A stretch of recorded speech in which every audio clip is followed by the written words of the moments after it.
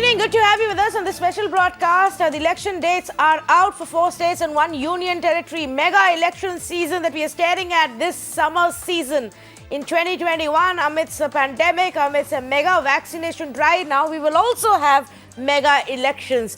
Well, the counting day is May 2nd. Elections actually will be held in 8 different phases in West Bengal, in 3 phases for Assam, and single-phase polling for Tamil Nadu, Kerala and Puducherry, all of that together on April 6th. So let's say good evening to the panelists who are joining us on this conversation along with me and Vinay, our managing editor. I also now have Mr. Javed Ansari, Aarti Jairat and Neerja Chaudhary, all senior journalists joining us this evening. Good evening to you. Neerja Chaudhary, let's begin with you. To your mind, and this is a tricky one, but one of my favorite questions these days, which state is going to be the most exciting? West Bengal, clearly, out and out. Not only because it's a very large state, 42 MPs come from there, and it's been made into a high-stake election. Mr. Amit Shah has been focusing on it for almost 3 years now. That's a long time to focus on an assembly election.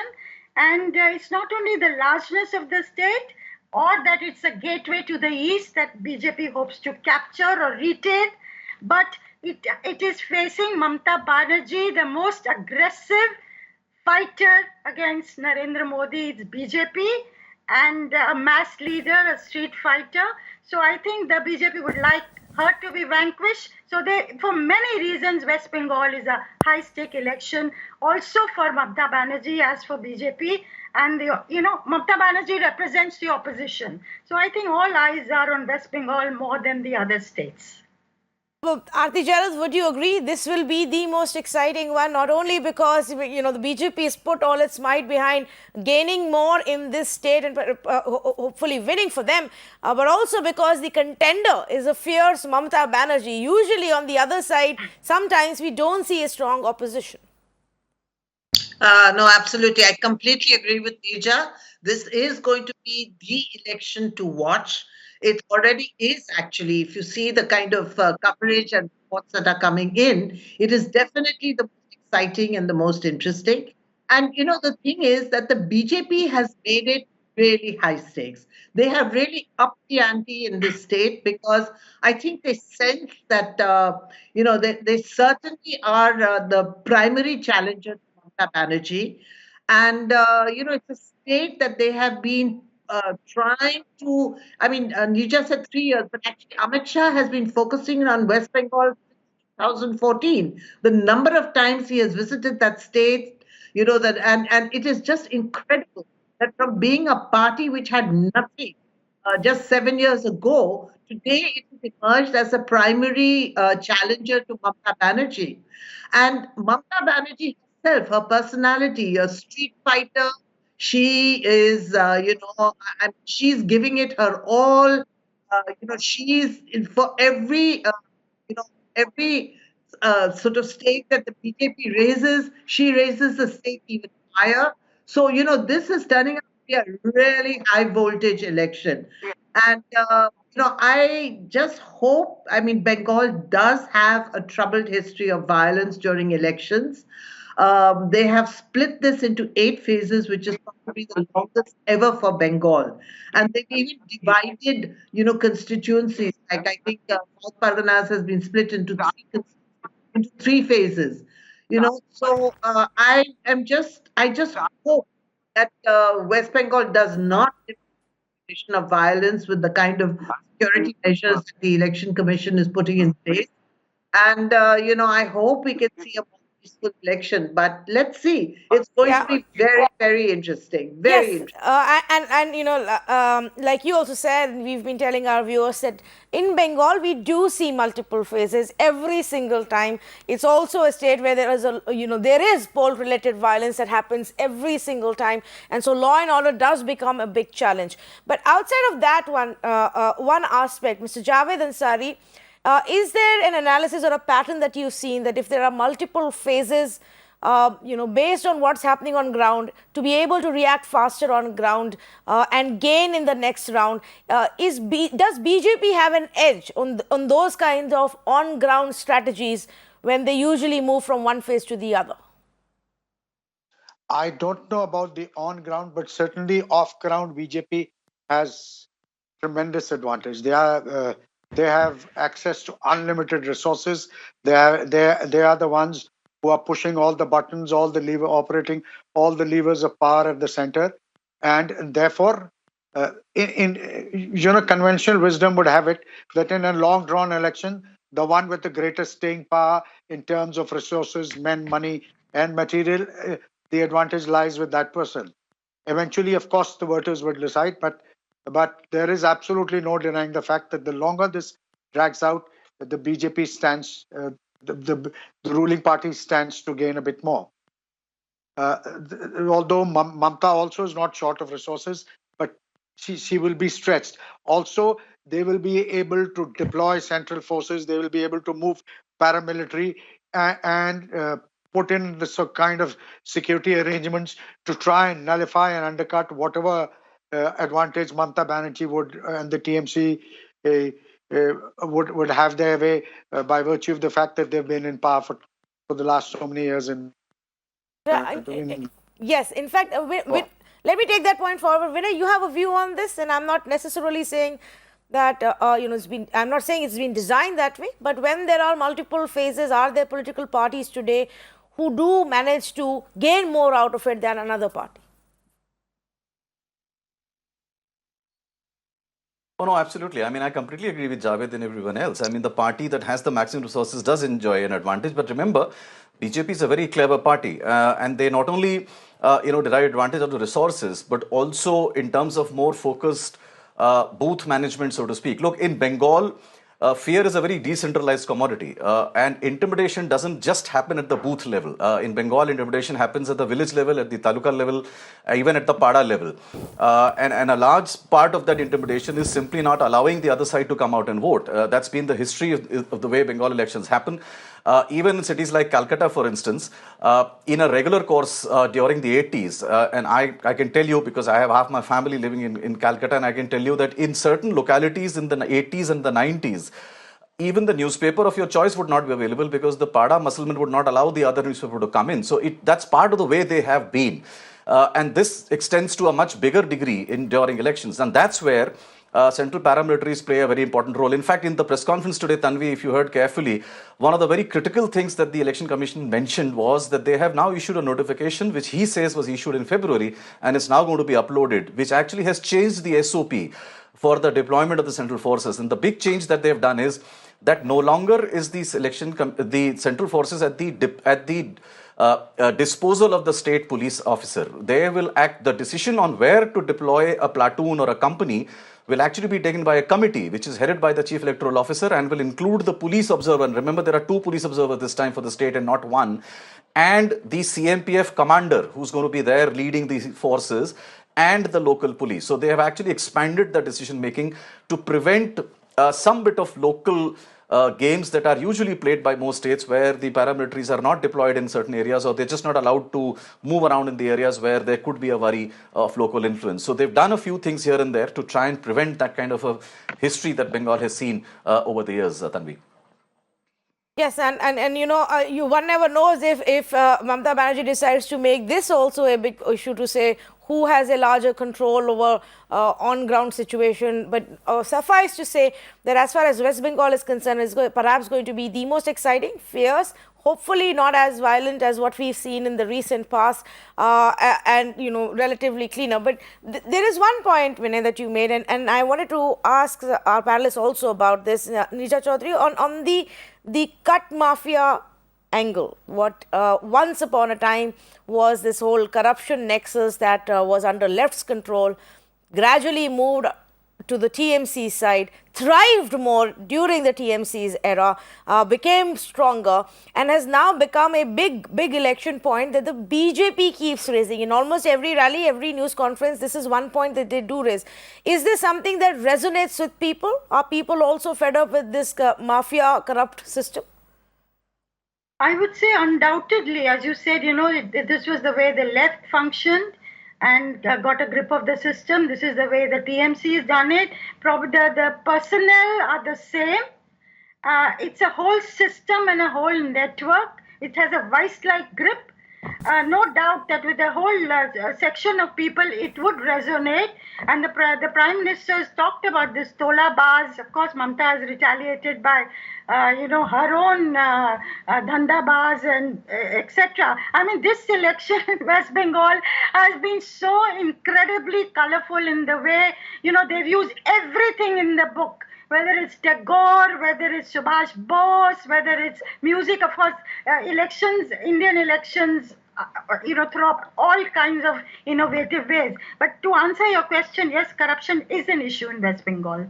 Okay, I'm going to take a very short break, but there are a few other states and I have many more questions for our experts as well. So please do stay on with me on this special broadcast. What's interesting is that we've already seen so much happen even before the election dates were announced. Now that has happened, let's see how it actually picks up pace from here on. Stay with us here on Mirror Now, back in 2 minutes.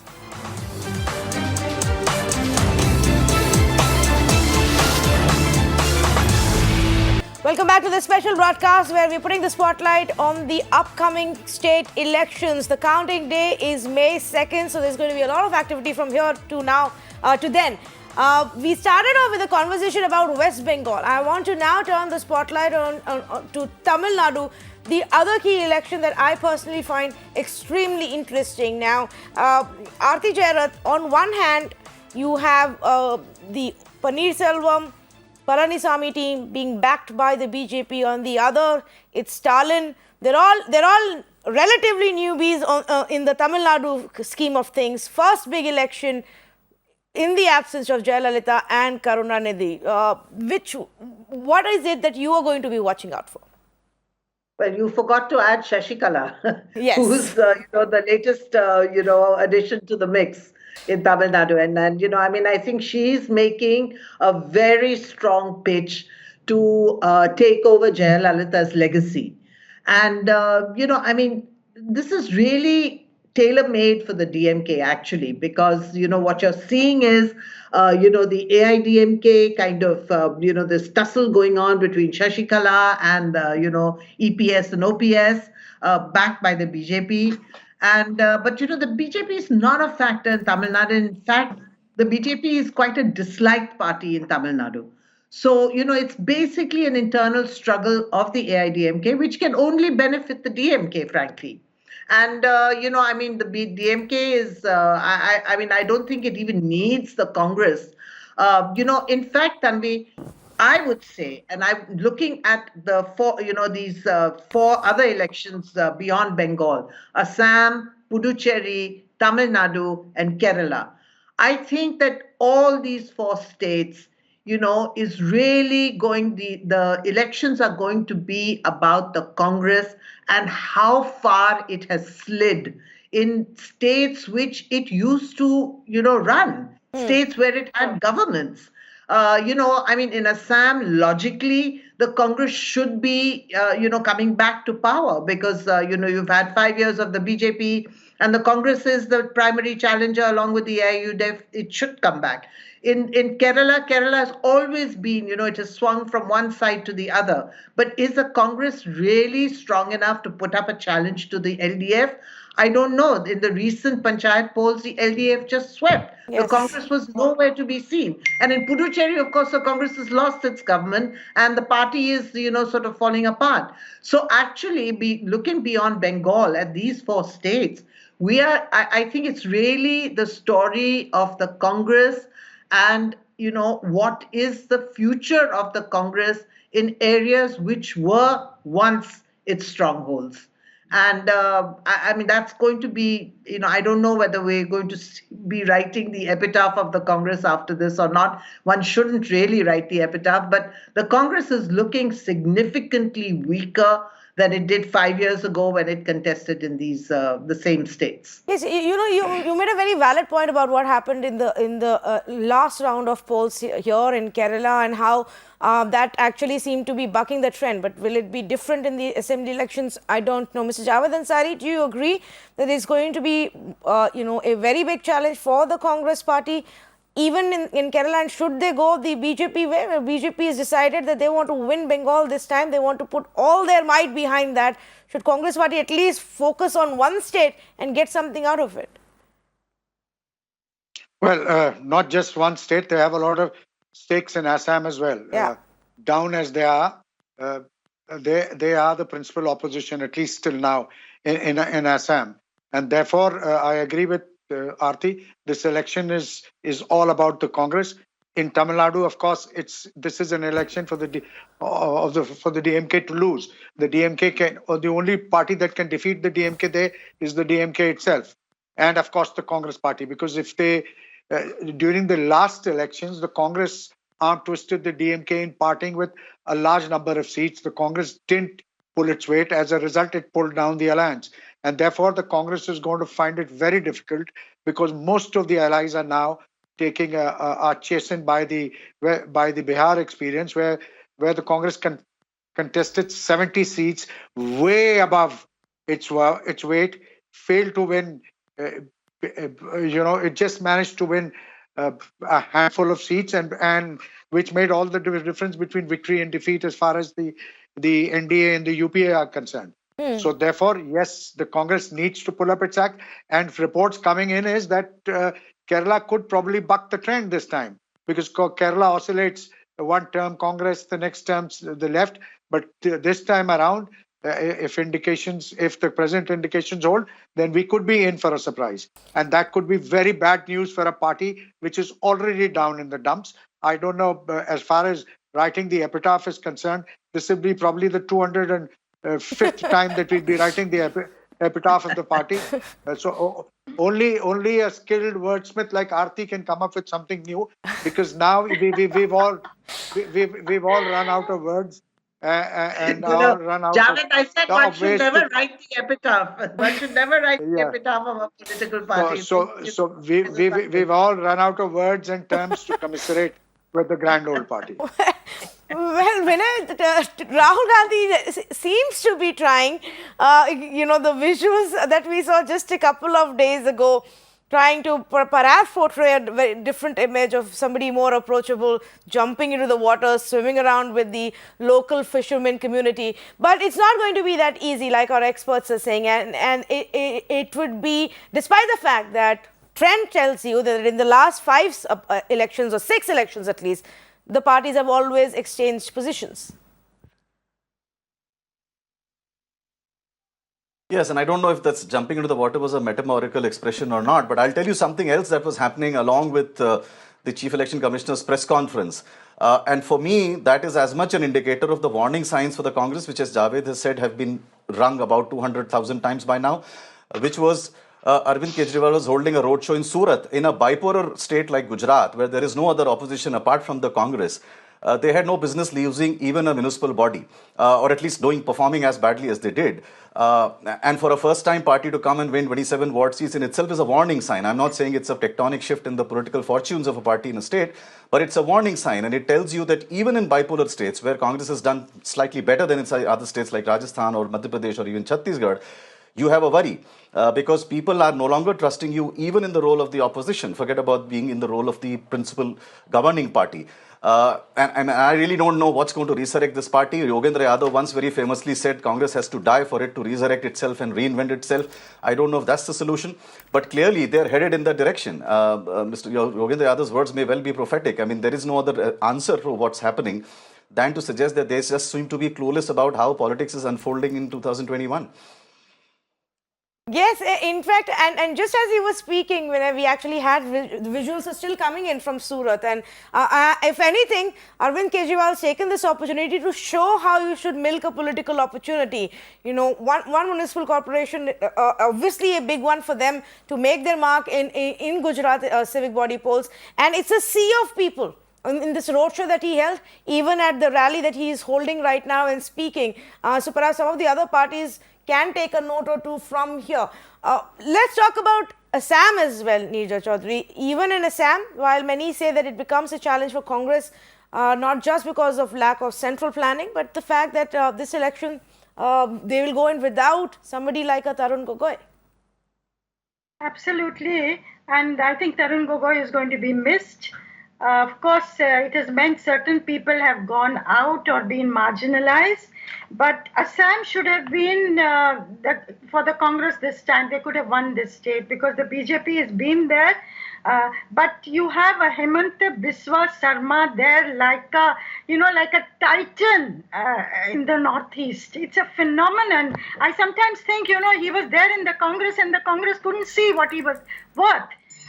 All over the Northeast, he's delivered what he was given to do, and so also in Assam. The way they are moving, as I say, it should have been easy for the Congress, given the anti-incumbency, given, CA, the faux pas on CAA, given the economy, given the, economic hardship, prices going up, so many things that, are going wrong. But the opposition is not able to, certainly the Congress is not able to encash it, even, in the other states. Certainly Kerala, I think Kerala still, Congress might make it, I feel. It's not such a hopeless case there. And it's not surprising that Rahul Gandhi has decided not to go to Bengal, but concentrate his energies in Kerala itself.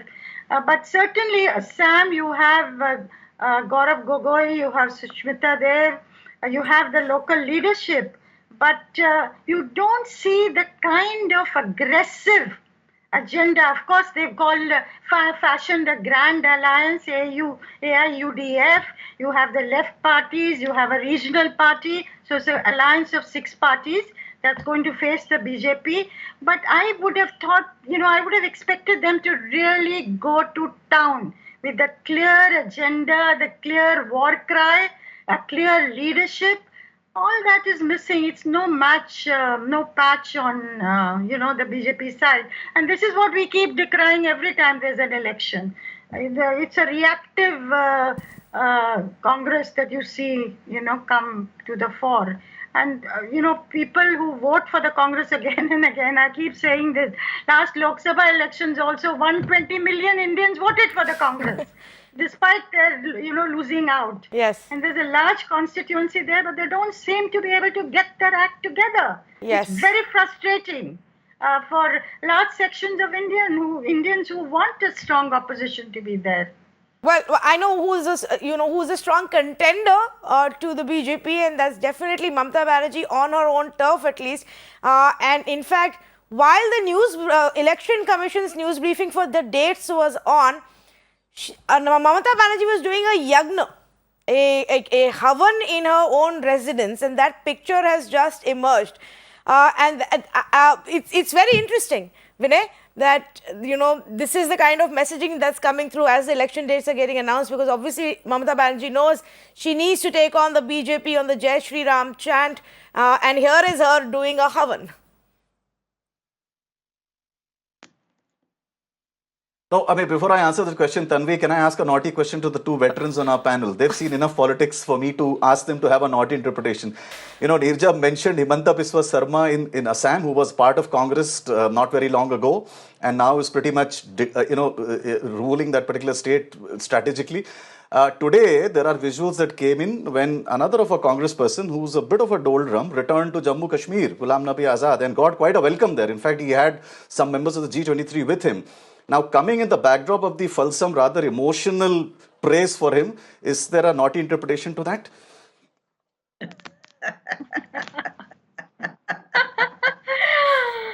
Does anybody want to take that on Aarti? Aarti. I don't know. I mean, people were making all kinds of interpretations, but frankly, tell me, a politician would cross over to another party only if there is a role for him.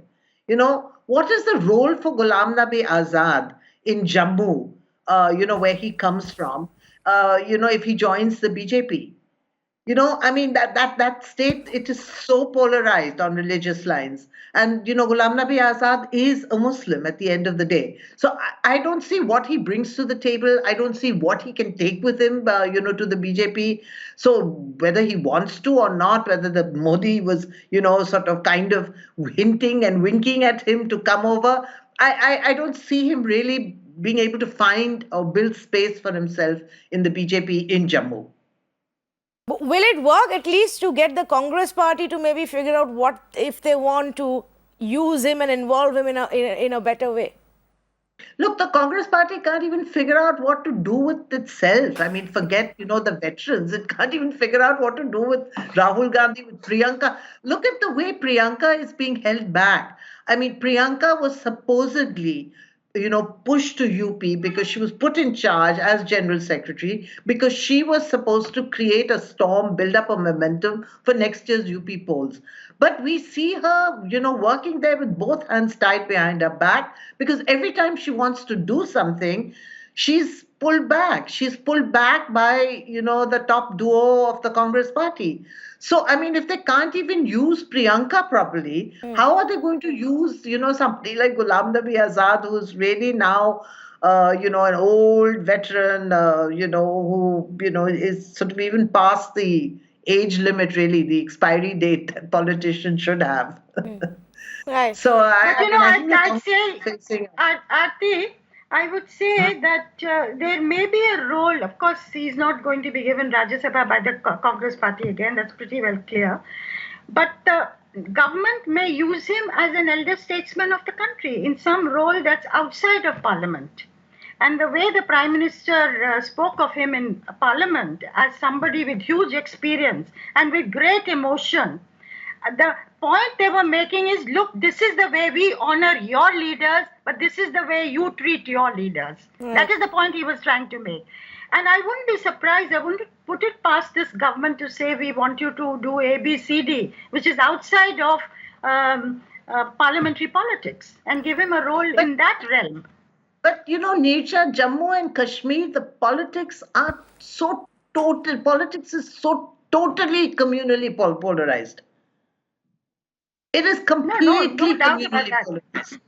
And, I don't see the BJP in Jammu welcoming a person like Ghulam Nabi Azad, to play any kind of elder statesman role because they will lose out with their own voters, their own constituency. Anyway, I think we digress. Yes, we did. Yes, we did. But I think Mr. Javed Ansari wanted to add to this. So, yeah, one last comment from that, and then we get back to the states that are going to elections. Look, although I don't qualify technically because I'm not a veteran, but I'll still put my 2 bit in, which is that, they could use him like they used Mufti Muhammad Saeed, or perhaps use him the way Narasimha Rao used Atal Bihari Vajpayee. If there is an international fora where Kashmir's case has to be pleaded, then what better than a veteran congressman who also is a Muslim to plead that case? And Ghulam Nabi Azad, though he's a Muslim, he doesn't evoke that kind of strong. He doesn't polarize the way many others would, because he's from Jammu, and his politics has always been very harmonizing, and he's taken people together. But having said that, it's I think it's politically correct to criticize the Congress. But tell me, for all the years that Ghulam Nabi Azad was in the Congress party, what did he do for the fortunes of the Congress in Jammu and Kashmir? So let's also not forget that. He suddenly seems to have acquired a great halo, having now that he's a bit out of it and he's not in favor. He's had 40 years. He reached where he is also partly due to the fact that Congress has given him a lot. So let's not forget that. It's very easy to slam the Congress, but I have great admiration for some of the things that Ghulam Nabi Azad has done and stands for. But let's also not lose sight of the fact that he's got everything and more. I mean, short of making him president of India, they've given him most things. Okay, so if I may now come back to what we were talking about earlier, and Mr. Javed Ansari, let's begin with you. When Mamata Banerjee does a havan at her residence and puts out that picture, what is the message, and will it work? Will it really work now? Well, look, the message is politics in India has now turned 360. This is now the assertion of the Hindu vote. Earlier, all these rituals and all these optics were associated with minorities. You would have leaders go and,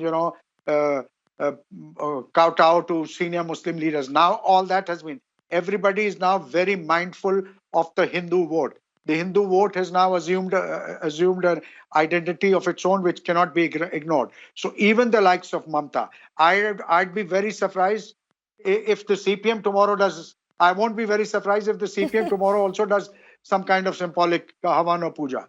So that's the way it is. The minority vote has totally been shifted.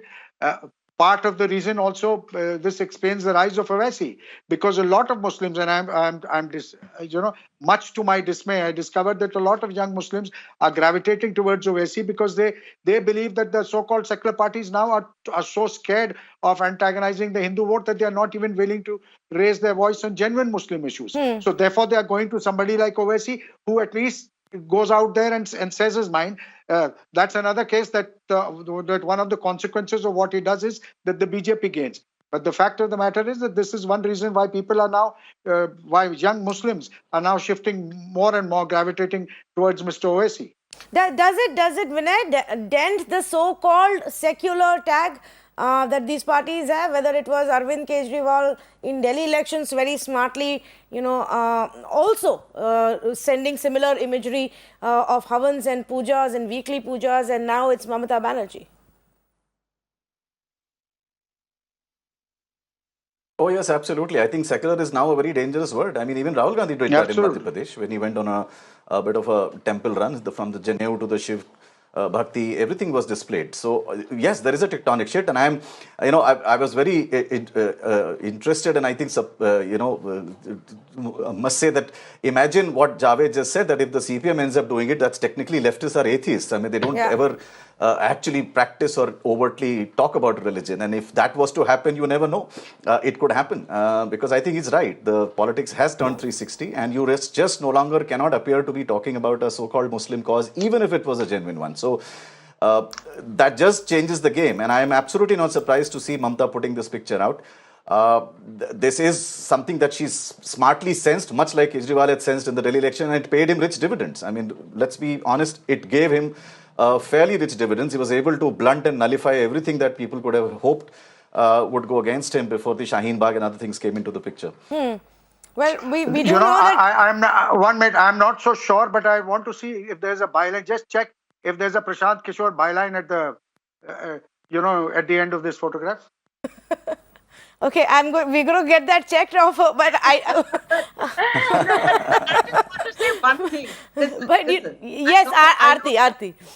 Yes, I know that Mamta has been moving from, wooing the Muslims very aggressively. Remember, she wore a hijab and so on, at the beginning of her first term, to now wooing the Hindus, because this time she, she's been doling out money to priests of temples, and she, funded a lot of puja pandals. But to be fair to Mamta, she is an extremely religious woman, and she does Durga Puja religiously at her home every year. So, I mean, if she's doing a Havan today, it's not surprising. Maybe what is surprising is that the picture has been put out. And therefore, you are trying to get... But I'm sorry, she is an extremely religious woman. She visits temples. She, she but has... isn't that all of the difference, Aarti Jairaj? Isn't that all of the difference? Yes. What you do personally at home behind closed doors, but when you decide to put it out? That's right. That's what I'm saying. So maybe the difference this time is that she has put out a photograph, and made it very public. Yeah. Which she did not do earlier. And this is to make up for the hijab that she wore earlier and the fact that she was paying money to imams and, so on and so forth, giving them a monthly allowance. Right. So she's been kind of, moving from being aggressively, wooing the Muslims to now aggressively wooing the Hindus. So I am a little short on time, but because Vinay vehemently is nodding and shaking, I'm going to just ask him. Yeah. No. Dividends. No. Just one quick point. Just one quick point about. No. I completely agree with Aarti. Just one quick point on the Durga Puja thing. Yeah. Durga Puja in Bengal is like Ganpati in Maharashtra and Bombay. Everybody does it. You have to do it. You cannot not be. Doing a Durga Puja in your home or going to a pandal. That's just not done, irrespective of your beliefs or religiosity levels. No, that's not true. I know lots of people who don't do Durga Puja. No, including my own husband, including my own husband is a Bengali. So yeah, but your husband is not a politician. Mamta is. Okay. On that note, I'm also being told that Mamata Banerjee is actually holding a news briefing, I think, post the dates, election dates announcement. So we're going to keep a close track of it. But I'm completely out of time. So thank you so much to all four of you. It's been a pleasure to have you, join me on this special conversation. Well, the fun has actually just begun, and there's going to be lots more of interesting things and developments in news updates in the coming few weeks up until May 2nd. It's going to be an intensive fight, super exciting, and we will get you all of the updates here on Mirror Now. Thank you so much for joining us.